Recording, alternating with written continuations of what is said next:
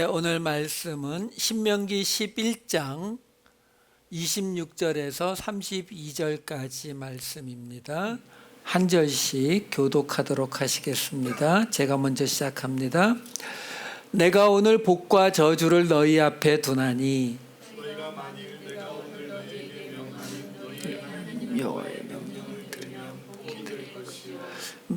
너희가 만일 내가 오늘 너희에게 명령하는 도에서 돌이켜 떠나 너희의 하나님 여호와의 명령을 듣지 아니하고 본래 알지 못하던 다른 신들을 따르면 저주를 받으리라. 네 하나님 여호와께서 내가 가서 차지할 땅으로 너를 인도하여 들이실 때에 너는 그리심 산에서 축복을 선포하고 에발산에서 저주를 선포하라. 이 두 산은 요단강 저쪽 곧 해지는 쪽으로 가는 길 뒤 길갈 맞은편 모래 상수리 나무 곁에 아라바에 거주하는 가나안 족속의 땅에 있지 아니하냐. 너희 하나님 여호와께서 너희에게 주시는 땅에 들어가서 그 땅을 차지하려 하나니 반드시 그것을 차지하여 거기 거주할지라. 함께 읽겠습니다. 내가 오늘 너희 앞에 베푸는 모든 규례와 법도를 너희는 지켜 행할지니라. 아멘. 지난주에 우리는 이 약속의 땅에 들어가서 하나님께서 명령하신 그 모든 가나안 족속을 진멸하는 일, 그 진멸하는 일이 기적적으로 한순간에 이루어지는 것이 아니라 긴 시간을 통해서 이루어질 것을 하나님께서 이야기하십니다. 그 이유는 과정을 통해서 우리를 변화시키는 게 그 본래 목적이기 때문에 그렇다라고 했어요. 그런데 그렇게 할 경우에 단점으로 나타나는 것이 뭐냐면 오랜 기간을 통하기 때문에 그것이 마치 우리가 한 것으로 느껴지게 되어서 결국 이스라엘 백성들이 교만한 자리, 내가 이 모든 일을 감당했다는 교만의 자리로 가게 될 것을 하나님께서 아주 길게 경고하시는 말씀을 우리가 지난주 10장까지의 말씀에서 살펴보았습니다. 오늘은 그 10장의 뒷부분 설명하지 못한 부분과 함께 11장 말씀을 함께 보려고 합니다. 자, 오늘 이 10장의 우리가 지난번에 보았던 것처럼 이 10장의 부분들은 두 번째로 모세가 그 돌판을 받는 이야기가 나오고 그리고 나서 그 아론이 죽는 이야기가 나와요. 아론이 죽으니까 그 아들인 엘르아살이 그 제사장 직분을 이어받는 이야기가 나오고 나서 10장 8절과 9절에는 이런 구절이 나옵니다. 이 신명기 10장 8절과 9절 읽어드릴게요. 그때에 여호와께서 레위 지파를 구별하여 여호와의 언약궤를 매게 하며 여호와 앞에 서서 그를 섬기며 또 여호와의 이름으로 축복하게 하셨으니 그 일은 오늘까지 이르느니라. 그러므로 레위는 그의 형제 중에 분깃이 없으며 기업이 없고 내 하나님 여호와께서 그에게 말씀하심 같이 여호와가 그의 기업이시니라. 자, 여기서요 지금 뭐라고 이야기하고 있냐면 하나님께서 레위 지파를 세우셨는데 그 레위 지파에 하는 일이 뭐냐면 하나님의 언약궤를 메고 그 다음에 하나님 앞에서 하나님을 섬기고 그리고 하나님의 이름으로 백성들을 축복하는 요 세 가지가 레위 지파에게 주어진 일이다라고 말을 하거든요.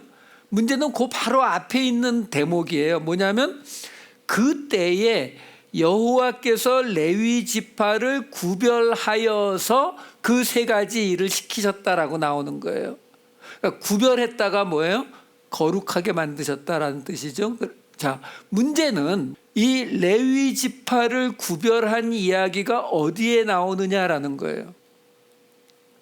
뭐 레위기라는 이름이 그 레위 지파 중심의 이야기고, 여러분 기억나실지 모르겠는데 출애굽기 맨 끝에서 성막을 다 완성하고 나서 시대순으로는 레위기는 중간에 빠지고 시대순으로는 민수기거든요. 민수기로 딱 들어가면은 뭐가 나와요? 민수기 맨 앞에서 이제 그 백성들의 숫자를 세고 그 백성들을 12지파를 어떻게 배치해서 이제 광야를 지나갈 것인가, 이거 이야기하는 게 민수기 맨 앞에 나오거든요. 근데 기억나실지 모르겠지만 그때에 이미 인구를 세고 있을 때, 12지파의 숫자를 셀 때에 레위지파는 같이 안 셌습니다. 기억나세요? 같이 안 셌어요. 12지파 다 하고 나서 나중에 레위지파 따로 했죠. 그렇죠? 그것뿐만이 아니라 이동할 때에도 12지파를 동서남북에 3지파씩 놓을 때 레위지파는 어디 갔어요? 레위지파는 동서남북이 아니라 가운데 성막을 중심으로 따로 모여 있었어요. 그걸 뭐라고 불러요? 구별이요. 그러니까 12지파와 같이 안 갔다니까요. 근데 그게 언제요? 민수기 맨 앞에서 이미 언급되었던 이야기예요. 자, 문제가 뭐냐면 지금 여기 10장 8절 9절 제가 읽어드린 말씀에는 그 앞에 무슨 얘기가 있다고 제가 말씀드렸어요?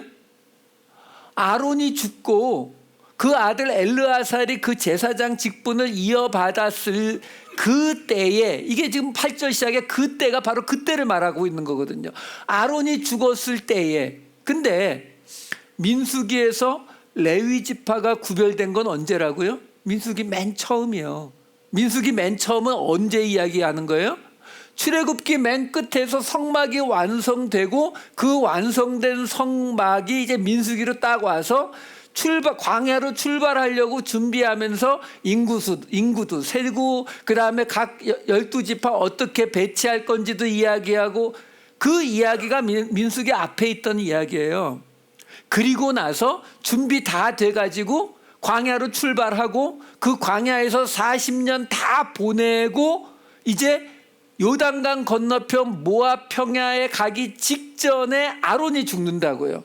그리고 나서 6개월 후에 모세가 죽고, 그리고서 여호수아와 함께 요단강을 건너가는 거거든요.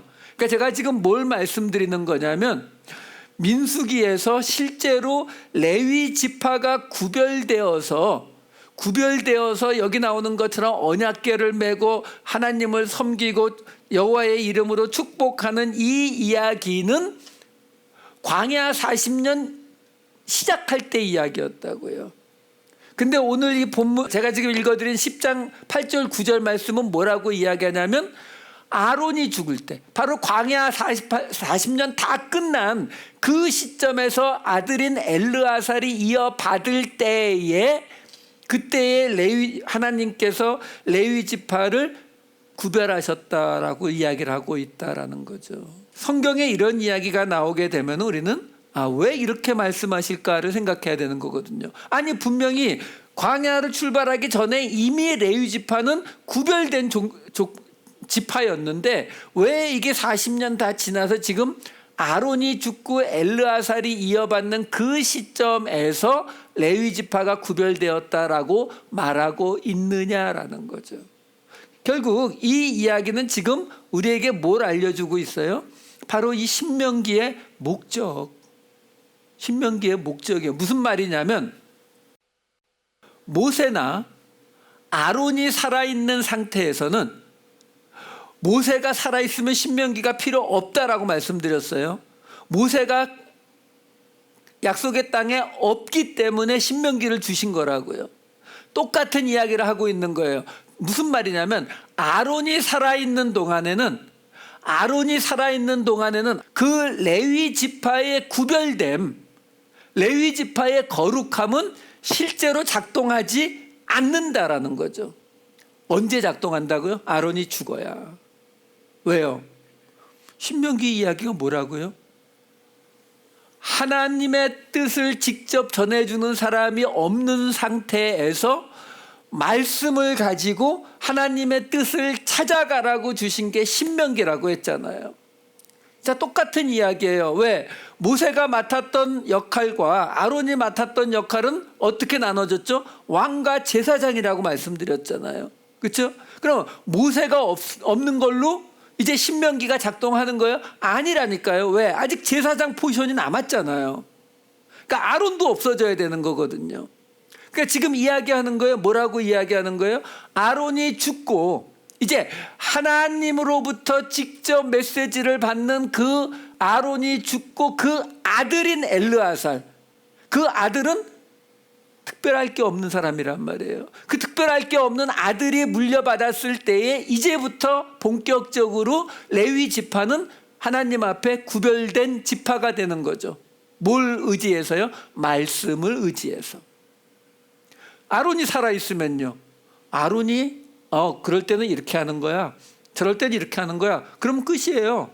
이거 들여다보고 할 필요가 없다고요. 왜? 살아있는 하나님이 세운 대제사장이 있으니까요. 하지만 아론이 죽는 순간에 그때부터는 마치 모세가 죽는 것처럼 똑같이 주신 말씀을 가지고 이번에 제사를 드려야 되는데 이 케이스는 처음 보는 케이스네, 어떻게 할까? 아론을 쫓아가서 묻는 게 아니라 없으니까요. 이제는 말씀을 가지고 이런 경우에는 이렇게 해석을 하는 것이 맞겠구나 라고 보는 것, 그게 바로 이 아론이 죽으면서 레위 지파가 구별되었다라는 이야기를 우리에게 해주고 있다라는 거죠. 그 이야기는 결국 무슨 이야기를 우리에게 말해주고 있느냐면은 구별되었다는 건 곧 거룩하다, 성도가 되었다라는 의미니까 이걸 우리한테 그대로 적용을 시켜보면은 똑같은 이야기가 나오는 거예요. 우리도 창세 전에 우리가 이미 하나님의 백성으로 선택받았어요. 그렇죠? 선택받았지만 우리가 진짜 하나님의 구별된 무리, 다시 말해서 성도가 되려면 우리는 어떻게 해야 성도가 되는 거라고요? 말씀을 가지고 내 삶을 그 말씀에 맞춰서 살아갈 때요. 그래서 본래 우리 그 정통 기독교가 이렇게 하나님의 말씀을 들었습니다, 이거를 인정을 안 하는 이 교리적인 이유가 사실은 여기 있어요. 왜? 내가 직접 기도해서 하나님의 말씀을 들었다 보았다 이런 이야기를 자꾸 하게 되면 뭐가 문제냐면 말씀이 필요 없거든요. 왜 말씀을 해석해요? 이 복잡한 말씀을. 하나님이 직접 말씀해 주시는데. 그렇죠? 그러니까 하나님의 백성이 된다라고 하는 것은 그 하나님의 백성에게 맡기는 게 뭐라고요? 법궤를 운반하는 거, 그렇죠? 하나님을 섬기는 거, 그리고 세상을 축복하는 거. 우리가 똑같잖아요. 우리는 말씀의 운반자고 똑같이 하나님을 섬기고 그리고 세상을 예수의 이름으로 축복하라고 하나님께서 구별해 주시는 거거든요. 그 기준을 어떻게 잡아야 돼요? 말씀으로요. 그럴 때에 우리는 진정 구별된 자로서, 하나님의 구별된 자로서 서게 될 것이다 라는 거예요. 자, 그 다음에 11장으로 들어가 보자고요. 11장으로 들어오면서 하나님의 명령을 지켜라 그러면서 출애굽에 관한 이야기가 또 언급됩니다. 하나님께서 이집트에서 너희를 바다를 가르고 너희를 출애굽해온 분이 바로 여호와 하나님이다. 근데 그 여호와 하나님 앞에 반역을 저질렀던 고라와 다단은 그래서 그것 때문에 멸망당했다. 이런 이야기들을 쭉 해줘요. 자, 여러분 아셔야 되는 게 뭐냐면 하나님께서 그 출애굽을 하신 것, 바다를 가르고 이스라엘 백성을 끄집어내시고 10가지 재앙을 이집트에 내리신 그 이야기가 나오면 그냥 이렇게 생각하시면 돼요. 아니 하나님 다 우리 이제 알아요. 나이가 많으셔서 그런가 맨날 한 얘기 왜 또 하시고 또 하시고, 그게 아니고 하나님께서 그 얘기를 또 하실 때에는 그 다음에 무슨 이야기가 따라 나온다라고 예상을 하시면 되냐면 하나님을 믿어야 하는 이야기가 나와야 될 때. 여러분 이거 한번 생각해 보세요. 우리가 하나님을 믿는다라고 말을 하잖아요. 근데 그 믿음이 실제로 잘 안 믿어질 때가 많아요. 그럼 이거를 이렇게 분석을 해보면 왜 내가 하나님의 말씀이 잘 믿어지지 않을까는 크게 보면은 두 가지 이유예요. 둘 중에 하나거나 두 가지 다거나 그래요. 뭐냐면 하나는 하나님의 능력이 믿어지지 않을 때, 또 하나는 하나님의 의도가 믿어지지 않을 때예요. 그러니까 쉽게 말씀드리면 이런 거죠. 만약에 저희 아들한테 제가 얘기하는 거예요. 야, 추수감사절이고 그런데 아빠가 너 한 100만 불쯤 줄게 이렇게 말하면 저희 아들이 제가 하는 그 말을 믿을까요? 안 믿을까요? 안 믿어요. 왜? 제가 100만 불을 줄 수 있는 능력이 없다는 걸 알거든요. 그러니까 제 능력에 대해서 믿어지지 않기 때문에 그 말을 안 믿습니다. 자, 그러면 대신 삼성의 이재용 회장이나 또는 뭐 빌 게이츠 같이 막 수천억을 가진 사람이 저희 아들에게 100만 불을 주겠다 그러면 믿어집니까? 아니요, 이것도 안 믿어져요. 왜요? 그 사람들이 100만 불을 줄 능력이 있다는 건 믿어지는데 그 사람들이 우리 아들한테 100만 불을 줄 의도가 안 믿어지죠. 왜 주겠어요? 그렇죠? 그러니까 우리가 하나님을 믿는다라고 할 때에 잘 안 믿어진다면 둘 중에 하나거나 둘 다 안 믿어지는 거예요. 하나님이 그럴 능력이 있다고 안 믿어지고 있거나 하나님이 나를 위해서 그런 일을 행할 거라고 안 믿어지거나. 그래서 하나님이 항상 하시는 얘기가 뭐예요? 내가 출애굽한 모습을 봐라. 10가지 재앙에다가 바다를 가르고 이 정도 능력을 보였으면 내가 너를 구원할 능력이 있다는 걸 좀 믿어라 라는 거죠. 그리고 하나님의 의도는 우리가 어디서 봅니까? 내가 내 아들까지 줬잖아. 아들까지 줬는데도 내가 너를 구원하기를 원한다는 그걸 못 믿으면 어떡하니? 이 두 가지로 우리에게 보여주고 있는 거거든요. 그러니까 지금 이 출애굽의 이야기는 구약이니까 지금 이 의도는 안 보인단 말이에요. 그렇죠? 여기서 하나님이 예수님 오신 거 대신 이 구약에서 써먹는 건 뭐예요? 네 조상 아브라함과 이삭과 야곱하고 내가 약속했거든, 이거예요. 그러니까 내가 너희의 하나님이 될 것을 믿어라 이렇게 말하고 있는 거거든요. 자, 그러니까 여기서도 지금 11장을 시작하면서 또 하나님이 출애굽의 이야기를 꺼내신다고요. 그 이야기는 뭐냐면 그 다음에 따라오는 이야기가 잘 믿어지지 않을 것이기 때문에, 그렇기 때문에, 근데 특별히 어떤 출애굽의 이야기가 나왔으니까 어느 쪽이 안 믿어질 거라고요? 그런 하나님의 능력이 안 믿어질 이야기를 하실 것이기 때문에 출애굽 이야기로 또 시작을 하는 거예요. 내가 너희를 이집트 땅에서 끄집어낼 때를 다시 생각해봐. 그러면서 무슨 이야기가 나오냐면 11장 10절에서 12절 말씀을 읽어드릴게요. 내가 들어가 차지하려 하는 땅은 내가 나온 애굽 땅과 같지 아니하니 거기에서는 너희가 파종한 후에 발로 물대기를 채소밭에 댐과 같이 하였거니와 너희가 건너가서 차지할 땅은 산과 골짜기가 있어서 하늘에서 내리는 비를 흡수하는 땅이요 내 하나님 여호와께서 돌보아 주시는 땅이라. 연초부터 연말까지 내 하나님 여호와의 눈이 항상 그 위에 있느니라. 자, 보세요. 하나님께서 이제 이거 두 번째 설교인데 세 번째 모세의 설교가 끝나면 이제 요단강 건너서 약속의 땅에 들어갈 거거든요. 근데 그 약속의 땅은 광야에 비해서는 엄청나게 좋은 땅이 맞아요. 농사 지을 수 있는 땅이니까 일단 좋은 땅은 맞는데 그 땅은 어떤 땅이라고 얘기하냐면 산과 골짜기가 있는 땅이라고 말하고 있어요. 산과 골짜기가 있어요. 그러니까 평야는 아니다라는 거죠. 평야가 있었죠. 어디요? 이집트. 나일강 하류 삼각주 지역. 거기가 있었는데 여기는요. 여기는 산과 골짜기가 있는 곳이에요. 근데 거기에는 어떠냐면 비를 흡수하는 땅이라고 나와요. 자, 이런 말들이 지금 뭘 설명해 주는 거냐면요. 이집트는 이 이스라엘 백성들이 있었던 이집트는 나일강 하류의 평야지대예요. 삼각주 지역. 사이사이로 강이 흐르는. 그래서 그 농사를 지을 때 물을 그냥 옆에서 길어 올리면 돼요. 발로 밟아서 수차를 돌려가지고 그냥 무조건 옆에다가 물만 하면은 농사가 잘 되는 그런 땅이라고요. 근데 지금 이 약속의 땅은 어떤 땅이라고요? 여기는 그게 안 되는 산과 골짜기가 있는 땅인 거예요.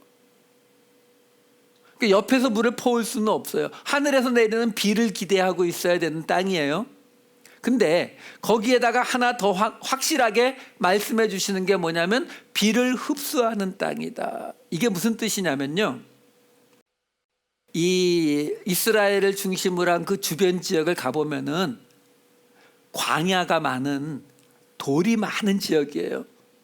나무는 별로 없고. 그러니까 이쪽 지역은 이 집을 지을 때나 그 신전을 지을 때 다 돌로 세우잖아요. 그렇죠?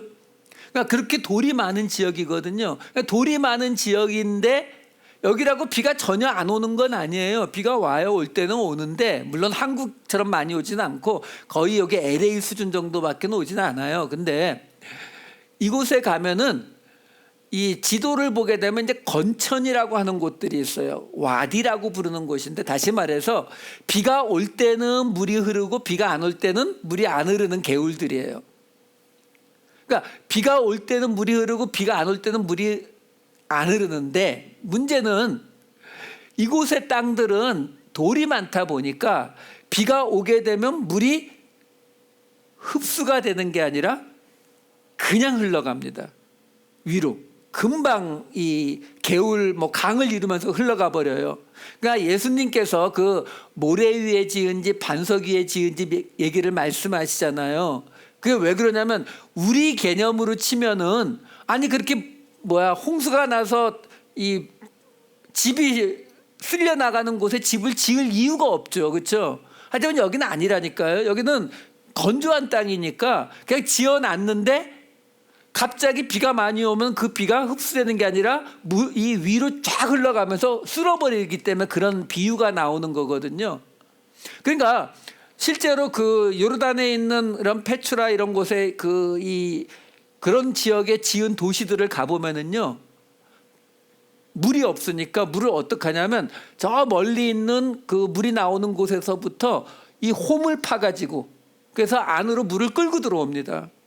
근데 그게 가능한 게 왜 그래요? 바위가 많으니까 물을 끌고 들어올 수가 있는 거예요. 근데 여기서 그러면 비를 흡수하는 땅이다라는 이야기는 뭐예요? 그것도 못한다는 거예요. 그러니까 이집트처럼 옆에서 물을 퍼오지도 못하고 물이 없으니까. 그렇다고 해서 멀리에서 지하수 나오는 곳에서부터 쭉 물을 끌어올 길도 없는, 다 스며들어 버리는 그런 땅이다라고 이야기하는 거예요. 그러니까 쉽게 말씀드리면 안 좋은 땅이라고 하는 것을 분명히 이야기해 주고 있는 거예요. 근데 그곳을 지금 하나님이 뭐라고 하는 거예요? 내가 너희에게 줄 그 약속의 땅이라고. 하나님께서 늦은 비와 이른 비를 주시면은 너희가 그곳에서 배부르게 먹을 만큼의 산물이 나오는 그런 땅이다라고 설명해 주고 있는 거거든요. 자, 여러분 여기서 우리가 한 가지 분명히 알고 지나가자고요. 뭐냐면, 자, 그러면 이 약속의 땅에서 하나님께서 이른 비와 늦은 비를 주시면 그러면 애굽보다 나을까요? 이게 문제인 거예요. 이게 여기 나오는 이 이른 비와 늦은 비 이런 이야기를 우리가 교회에서 많이 사용을 하는데, 그런 거 이야기할 때 어떻게 이야기하냐면 걱정하지 말라고, 하나님께서 함께 하시면 이른 비와 늦은 비 다 맞춰주시게 되면 너는 하나님께만 매달려 있으면 하나님께서 그거 맞춰주시면은 이 모든 게 다 해결된다, 이렇게 말을 해주거든요. 그 말을 듣는 우리는 어떤 오해를 갖냐면, 그러면은 하나님께서 그렇게 다 들어주시면 우리는 애굽 땅에서 가졌던 그 풍요, 어떤 때는 그것보다 더 많은 축복을 받을 수 있겠구나라고 생각한다라는 거죠. 아니요, 여러분. 아니요, 그거 아니에요. 왜? 이 이스라엘 땅에서 아무리 비가 정확히 잘 와주고 모든 조건이 잘 맞아도 이집트 땅하고는 비교가 되지 않아요. 거기는 평야라니까요. 여러분, 강원도에서 작년에 비해서 수확이 10배쯤 늘었다고 해서 전라도에 있는 나주평야라든가 김포평야라든가 여기보다 수확이 더 나와요? 안 나온다니까요. 그 애굽보다 더 많은 수확을 찾으시면 안 돼요, 이 땅에서는. 왜? 그 땅에서 애굽보다 더 많은 수확을 찾으면요, 거기가 애굽이에요. 하나님은요, 여기서 지금 무슨 이야기를 하고 계시냐면 분명히 그렇게 말씀하시잖아요. 하나님, 내 하나님 여호와께서 돌보아 주시는 땅이라서 연초부터 연말까지 하나님의 눈이 그 위에 있는 땅이요. 그러니까 다시 말해서 무슨 이야기를 하는 거냐면 이 땅은 하나님만 의지하고 살아갈 수 있는 땅이다. 이 땅이 애굽보다 더 나은 풍요를 결코 약속하지 않는다. 대신 딱 하나, 여기는 하나님과 함께하는 땅이다. 이 세상의 풍요를 포기하고라도 하나님이 있으니까 이 땅에 있겠느냐, 그거 묻는 거예요. 여러분, 이게 우리에게 결코 쉽지 않은 일이거든요. 결코 쉽지 않아요. 이거와 같은 이야기가 뭐예요? 안식일의 이야기죠. 여러분, 안식일의 이야기가 어디서 나옵니까? 창세기 맨 앞에서부터 나오잖아요. 근데 그 창세기는 누구에게 맨 처음 썼어요? 출애굽하고 나서 그 이집트에서 나온 그 이스라엘 백성들에게 들려주려고 쓴 게 모세오경이잖아요. 그러니까 창세기 맨 앞에 있다고 해서 그 안식일의 이야기가 가인이나 아벨이나 노아에게 들려준 이야기가 아니란 말이에요. 그 이야기가 들려진 거는 바로 이 이스라엘 백성들이라고요. 바로 그 이집트에서 열심히 일하고 있던 그 사람들이요. 그 사람들에게 하나님이 무슨 얘기하는 거예요? 내가 하루를 더 일해서 벌어먹어도 되는데 그 하루를 나를 믿고 한번 쉬어봐라. 그러면 그 하루치 일하지 못한 만큼을 내가 채워주겠다가 아니에요. 그걸 찾아다니게 되면 우리는 영원히 이 애굽에서 벗어나지 못해요. 애굽에서 벗어나는 길은 그것이 아니라 오케이, 일주일에 하루를 쉬니까 하루를 쉬는 만큼 내 수입이 떨어지는데 It's fine. 대신 나는 하나님이 내게 함께 계시는 걸로 나는 충분해. 이걸 하나님이 우리에게 원하시는 거지, 우리가 하나님의 뜻을 따르면 이 자리를 애굽을 만들어 주시겠다, 이게 아니라고요. 왜? 그 애굽을 돌아보지 않게 하기 위해서 이 모든 이야기를 우리에게 하고 계시는 건데요. 그러면서 이렇게 이어집니다. 아까 말씀드린 대로 하나님의 명령을 청종하면 하나님이 늦은 비와 이른 비를 내리셔서 먹고 배부르게 해주시겠다고 하면서 18절부터 21절에 이렇게 이어져요. 이러므로 너희는 나의 이 말을 너희의 마음과 뜻에 두고 또 그것을 너희의 손목에 메어 기호를 삼고 너희 미간에 붙여 표를 삼으며 또 그것을 너희의 자녀에게 가르치며 집에 앉았을 때에든지 길을 갈 때에든지 누워있을 때에든지 일어날 때에든지 이 말씀을 강론하고 또 내 집 문설주와 바깥문에 기록하라. 그리하면 여호와께서 너희 조상들에게 주리라고 맹세하신 땅에서 너희의 날과 너희의 자녀의 날이 많아서 하늘이 땅을 덮는 날과 같으니라. 자, 이거는 유대인들 그 시나고그를 가보시게 되면은 이 사람들 중에서 이제 그 기도할 때에 여기 그 가죽끈을 돌돌돌돌돌 매서 맨 끝에 요만한 상자가 붙어 있어요. 이걸 테필린이라고 부릅니다. 또 이렇게 요만한 상자를 하나 놓고 이렇게 이마에다가 이렇게 매요. 똑같이 테필린이라고 불러요. 이 상자를 쉐로드 이렇게 뭐 이름 다 다르게 부르는데 뭐 상관없어요. 그걸 하는 이유가 바로 이 말씀 때문에 하는 거예요. 근데 여러분, 이게 이 말씀을 가만히 보시면은 여기에 이걸 뭐 기도할 때에 이걸 하라는 말이 없어요. 하나님 앞에 제사 또는 예배 드릴 때 이걸 하라는 말이 없다고요. 언제 하라고 돼 있어요? 앉았을 때든지 길을 갈 때든지 누워서든지 일어날 때든지. 이 문설주에 붙이는 거는 매주자라고 부르거든요. 문패같이 붙여놓고 있어요. 근데 그걸 언제 하냐면 예배 드릴 때가 아니에요. 기도할 때가 아니라 그냥 수시로 하라는 거예요. 수시로. 이 말은요. 그러니까 이 말을 지금 유대인들은 이것을 율법으로 지키고 있는데 아니요. 이래서 하나님의 의도를 우리가 봐야 된다는 거예요. 이 말씀을 왜 주시는지 의도를 봐야 되는 거거든요. 지금 그 바로 앞에 무슨 이야기가 있었다고요? 바로 이 세상의 기준으로 선택할 수 없는 땅, 하나님이 주시겠다는 이 땅은 애굽보다 못한 땅이라니까요. 이게 애굽보다 나을 수 있다면 하나님께서 이런 이야기를 안 붙이신다고요. 근데 애굽보다 못한 땅이라니까요. 그게 사실이에요. 팩트라고요. 못한 땅을 주시는데 대신 하나님과 함께 한다는 그것으로 인해서 이 세상의 부족함을 견디겠느냐를 선택으로 묻고 계시는 거라고요. 근데 그게 우리의 본성에 쉬워요? 아니요, 결코 쉽지 않습니다. 왜? 순간순간 우리는 나를 위해서 살아가잖아요. 그렇죠? 솔직히 제가 제 아내하고 결혼한 지 오래됐지만요, 제 아내가 아프다라고 할 때 제가 그 아픔을 느껴요? 전혀 못 느끼죠. 그럼 제가 아플 때 제 아내가 그 아픔을 느낍니까? 못 느껴요. 그래서 우리가 나온 얘기가 뭐예요? 다른 사람 암 걸린 것보다 내 감기가 훨씬 더 나한테 심각한 문제가 되잖아요. 그게 우리 본성이라니까요. 근데 지금 하나님께서 무슨 얘기하시는 거예요? 아니, 애굽에 가면, 그렇죠? 아니, 솔직히 저는 그렇게 돈 벌어본 적이 없어서 몰라요. 근데 얘기 들어보면 돈이 잘 벌릴 때는 아무리 바빠도 단 1분을 쉴 시간이 없어도 하나도 힘들지 않대요. 진짜 근데 그럴 것 같아요. 제 생각에도. 보세요. 그게 우리 본성이라니까요. 근데 생각해 보세요. 가게 문만 열면 하루에 몇천 불씩 만 불씩 돈이 들어오는데 주일날 하루 문 닫는 게 쉬워요? 쉽지 않다니까요.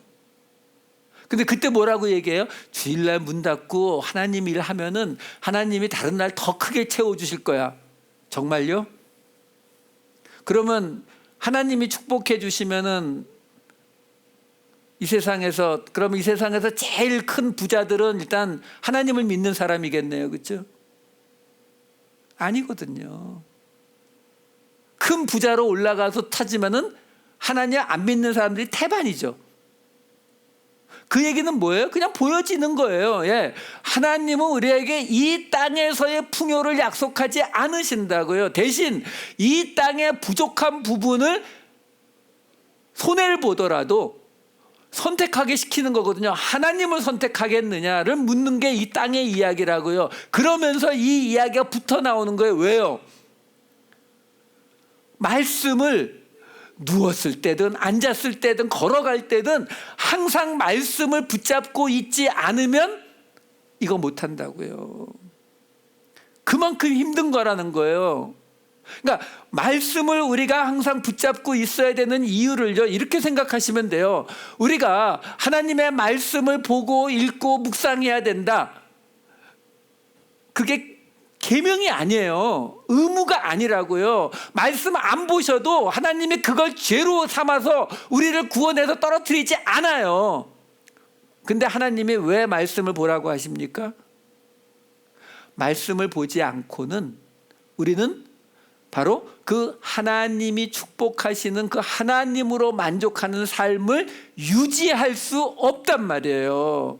그러니까 사람들이 그렇게 이야기하잖아요. 하나님께서 우리를 지으신 사랑의 하나님이 어떻게 우리를 저주하고 어떻게 우리를 지옥으로 보내느냐? 아니요, 하나님이 보내는 게 아니라 우리가 말씀과 함께 있지 않으면 바로 그 하나님과 떨어지는 자리로 우리가 내 발로 걸어간단 말이에요. 그게 이제 오늘 본문의 이야기예요. 오늘 본문 11장 26절에서 28절 말씀 읽어드릴게요. 내가 오늘 복과 저주를 너희 앞에 두나니 너희가 만일 내가 오늘 너희에게 명하는 하나님 너희의 하나님 여호와의 명령을 들으면 복이 될 것이요, 너희가 만일 내가 오늘 너희에게 명령하는 도에서 돌이켜 떠나 너희의 하나님 여호와의 명령을 듣지 아니하고 본래 알지 못하던 다른 신들을 따르면 저주를 받으리라. 복이 된다잖아요. 하나님이 그러면 말씀을 읽고 그 말씀대로 명령을 지키면 하나님이 복을 잔뜩 주시겠다라고 말씀하시는 게 아니라 하나님이 말씀하시는 복이 뭐예요? 하나님을 믿고 하나님과 영원히 함께 살 수 있게 되는 것, 이게 하나님이 우리에게 약속하시는 복이거든요. 그러니까 하나님이 얘기하시는 거예요. 말씀을 듣고 말씀대로 지키는 것, 그 말씀대로 지키지 않으면 우리는 하나님이 말씀하시는 그 자리, 손해보지만 하나님이 함께 있는 그 자리를 지키지 못하고 우리는 애굽으로 돌아가거나 아니면 이 자리를 애굽으로 만들어 버린다고요. 다른 신을 섬기는 자리로 가게 되기 때문에 우리는 하나님과 함께하는 복을 못 받게 되는 것이고, 다른 신을 섬기는 자리로 가버리기 때문에, 애굽을 세워나가기 때문에 결국 우리는 저주를 받게 되는 자리로 우리 발로 내려가게 된다라는 거예요. 29절 30절에 보면 이렇게 이어집니다. 내 하나님 여호와께서 내가 가서 차지할 땅으로 너를 인도하여 들이실 때에 너는 그리심산에서 축복을 선포하고 에발산에서 저주를 선포하라. 이 두 산은 요단강 저쪽 곧 해지는 쪽으로 가는 뒤 길갈 맞은편 모래 상수리 나무 곁에 아라바에 거주하는 가나안 족속의 땅에 있지 아니하냐. 자, 이게 지금 무슨 말이냐면요, 이 그리심산과 에발산에 관한 이야기는 신명기 27장에 가서 다시 나와요. 그때 이 두 산에 관한 이야기는 좀 자세하게 설명해 드리고요. 오늘은 이 두 산이 있어요. 근데 어디 있다고 지금 나오냐면은 그 곳이 길갈 맞은편 모래 상수리 나무가 어디냐면은 아브라함이 창세기 12장에서 처음 하나님의 말씀대로 그 친척 아비집을 떠나서 가나안 땅에 들어온 첫 장소가 바로 이 모래 상수리 나무예요. 그러니까 무슨 말을 하고 있는 거냐면 그 약속의 땅, 너희들이 이제 들어가서 아브라함에게부터 약속했던 그 약속의 땅에 들어가 보면 거기 뭐가 있냐면요, 약속의 땅에 들어갔다고 해서 지금 끝났다라는 게 아니라 약속의 땅에 들어가면 거기에 그리심산이 있고 에발산이 있단 말이에요. 축복의 자리와 저주의 자리가 그곳에도 그대로 존재하고 있다라는 거예요. 그 두 산 중에 어느 쪽에 갈 것인지는 너희들의 선택이다라고 지금 하나님께서 이야기하고 계시다라는 거예요. 여러분, 하나님을 믿는다는 것은 그래서 끝없는 선택을 만들고 있는 거예요. 그러니까 우리가 내 인생을 걸고 선교사로 갈까 말까 이런 것만이 선택이 아니고요. 왜? 앞에 뭐라고 나왔어요? 앉았을 때든지 서 있을 때든지 길을 갈 때든지 말씀이 계속 우리 옆에 필요하다는 이야기가 뭐예요? 그런 순간순간에도 우리는 축복의 자리와 저주의 자리, 그리심산과 에발산 둘 중에 하나를 계속 선택하게 되어 있다라는 거예요. 그러니까 여러분, 우리가 하나님을 믿을 때에요, 이 문제를 너무 가볍게 보셔도 안 되고 또 너무 심각하게 보셔도 안 돼요. 왜 그러냐면 너무 가볍게 봐서 뭐 적당히 하면 되겠지 이러면 안 된다고요. 왜? 우리가요, 한번 이 땅을 애굽으로 만들고 싶은 그 마음에 빠지고 나면은요, 이게 어떤 걸 말하냐면 우리의 생각을 말하는 거거든요. 우리의 사고방식, 가치를, 판단을 말하는 것이기 때문에 내가 그 애굽 땅, 이 땅에서의 풍요를 하나님을 통해서라도 누리겠다는 이쪽으로 가게 되면은 그 다음부터는 돌아올 길을 내가 깨닫지를 못해요. 돌아올 길이 계속 보이면은 언젠가 절로 가야지 이렇게 생각하고 있게 되는데 그게 안 보인다고요. 그냥 이쪽이 맞는 것 같아요. 이쪽으로 가면 더 많은 것들이 있고 더 많은 것들이 있고 계속 달려가게 되거든요. 그렇기 때문에 이 선택을 너무 쉽게 생각하시면 안 돼요. 또 너무 심각하게 받아들이지 말라는 말씀을 제가 또 드리는 이유는 뭐냐면, 우리가 이 선택을 항상 정확하게 하나님 쪽으로만 선택 못 하거든요. 그러면 얼마나 좋겠어요. 근데 우리가 이 육체를 가진 한은요, 우리 그렇게 안 된단 말이에요. 그러니까 무슨 얘기냐면 잘못 선택했을 때라도 그냥 그때 돌이키면 돼요. 내가 왜 이러지? 역시 나는 안 되는 인간이구나. 분명히 하나님께서 나 버리셨을 거야. 이러지 말라고요. 평생 예수를 믿고 모태신앙으로 예수를 믿어온 사람들도 어떤 때에 자신이 지은 어떤 죄, 또는 어떤 분들은 너무 자신에게 엄격하셔가지고 요즘 제가 새벽 기도를 잘 안 나가서 하나님께서 제 기도를 안 들어주세요. 왜 안 들어줍니까? 자식이 한두 가지 잘못했다고 해서 자식의 말을 안 듣는 부모가 있어요? 아니라니까요. 그냥 돌이키면 돼요. 그러니까 정답이 없어요. 내가 잘못했다 싶으면은 그냥 내가 잘못했구나, 하나님 죄송해요, 저 다시 안 그렇게 하고 돌아오면 되고요. 그렇다고 해서 뭐 다시 돌아가면 되는데 뭐 하고 그냥 가볍게 생각하셔도 안 되고, 항상 깨어 있어야 되는 이유가 거기 있다고요. 깨어서 하나님을 선택하는 삶을 살아내는 거. 그 하나님을 선택하는 삶은 우리의 본성에 어긋나는, 우리 이 땅의 풍요와 이 땅의 필요를 채우지 못하는 그런 곳에서 하나님으로 대신 우리가 만족하는 그걸 선택하는 거기 때문에 우리가 깨어있지 않고는 이 자리를 선택할 수 없다라고 우리에게 말해주고 있는 겁니다. 우리 앞에는 지금도 복과 저주의 그리심산과 에발산이 놓여 있어요. 우리는 약속의 땅에 들어와 있는 건 맞아요. 약속의 땅에 들어와 있지만 이 신명기 27장에 가면은 약속의 땅에 들어가서 그곳에서 이 지파들이 12지파가 둘로 나눠서 그리심산과 이 에발산에서 축복과 저주를 선포하거든요. 그 둘 중에 어느 쪽을 선택할 것인가는 하나님이 우리에게 주시는 거예요. 네가 나를 사랑한다면 복의 자리로 가라. 그 복의 자리가 뭐라고요? 지금 이 신명기를 통해서 이게 지금 서론의 끝이거든요. 지금까지 이야기한 하나님의 명령과 규례를 지키는 그것을 통해서 하나님의 거룩한 백성으로 구별되는 그 삶을 살아내는 것, 그 삶을 바라고 살아가는 것, 그것이 바로 오늘 우리 앞에 있는 복과 저주의 선택의 자리입니다. 그 선택에서 항상 하나님을 선택하시는, 그래서 하나님께서 우리에게 예비하신 그 축복을 받으시는 저와 여러분 되시기를 우리 주 예수 그리스도의 이름으로 축원드립니다.